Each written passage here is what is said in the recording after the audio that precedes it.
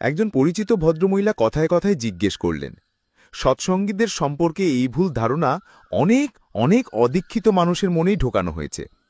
অথচ তারা সর্বদাই দেখতে পাচ্ছেন আমরা সৎসঙ্গে বন্দে পুরুষোত্তমম ধ্বনি দেই, কখনো বন্দে শ্রী শ্রী ঠাকুর অনুকূলচন্দ্র ধ্বনি দেই না।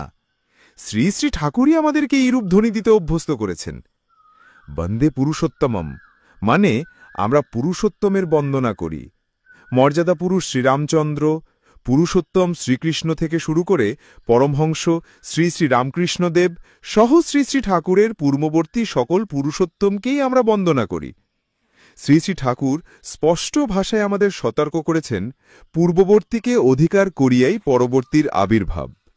তার চরণাশ্রিত হই আমরা পূর্ববর্তী সকল সকল পুরুষোত্তম সদ্গুরু বা অবতার দিগণকে আরও শ্রদ্ধাশীল হয়েছি। আমরা কখনো অন্য সম্প্রদায়ের গুরু সম্পর্কে অবমাননাকর মন্তব্য করি না, সকলকেই শ্রদ্ধা করি, ভালোবাসি, পূজা করি। অন্যান্য অনেক গুরুর দীক্ষিতরাই যার যার গুরুর নামে জয়ধ্বনি দেন, যেমন জয় শ্রীরাম, জয় কৃষ্ণ, জয়রাম ইত্যাদি। আমরা কিন্তু কখনোই জয়শ্রী অনুকূল বলি না, বরং আমরা বলি জয় গুরু, অর্থাৎ তোমার গুরুর জয় হোক, আমার গুরুরও জয় হোক।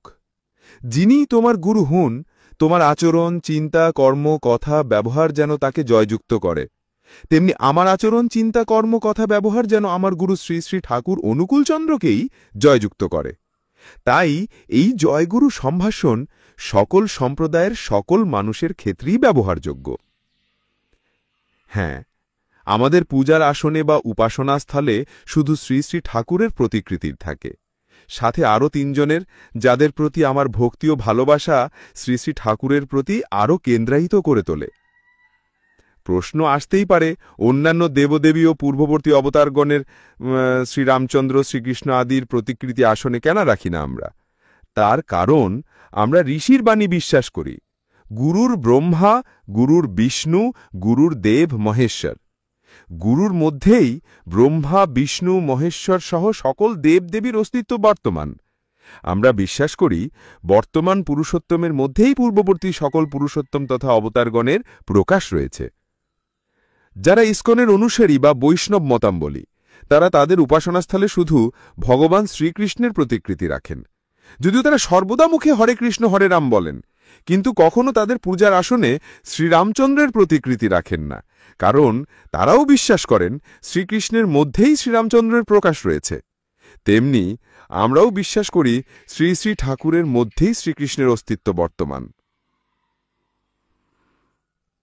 আমরা বহুর মধ্যে দিয়ে একে অনুভব করতে পারি না, বরং একের মধ্য দিয়েই বহুকে উপলব্ধি করতে চাই। আমরা একের প্রতি কেন্দ্রায়িত হলেই ধ্যান ও সাধনায় দ্রুত অগ্রসর হওয়া সম্ভব। সূর্যের আলো আতশ কাঁচ দিয়ে কাগজে একটি বিন্দুতে কেন্দ্রায়িত হলে আগুন ধরে যায়, কিন্তু স্বাভাবিকভাবে বিক্ষিপ্ত অবস্থায় সূর্যের আলোতে আগুন ধরে না। তেমনি গুরুতে কেন্দ্রায়িত হয়ে ধ্যান করলেই সাধনায় উপলব্ধি সম্ভব। বহুতে বিক্ষিপ্ত মন নিয়ে যতই কাশি ঘণ্টা বাজাই না কেন, আধ্যাত্মিক উপলব্ধি হয় না। আমরা দুর্গাপূজায় অঞ্জলি দেই, সরস্বতী পূজা, লক্ষ্মী পূজা, সকল পূজাই বছরের নির্দিষ্ট দিনগুলোতে করে থাকে। শ্রী শ্রী ঠাকুর বলেন আমাদের সকল ব্রত ও নিয়মগুলো যেন আমরা ত্যাগ না করি, বরং সেগুলোর কার্যকারণ জেনে যথাযথভাবে পালন করি। সবকিছুই আমরা করি, কিন্তু গুরুকে মুখ্য করে। যাদের জীবনে গুরু মুখ্য নয়, তারা অবশ্য এত সব কথা বুঝবে না। তারা তর্ক করতেই থাকবে, প্রশ্ন করতে করতেই তাদের জীবন কাটবে। জয় গুরু।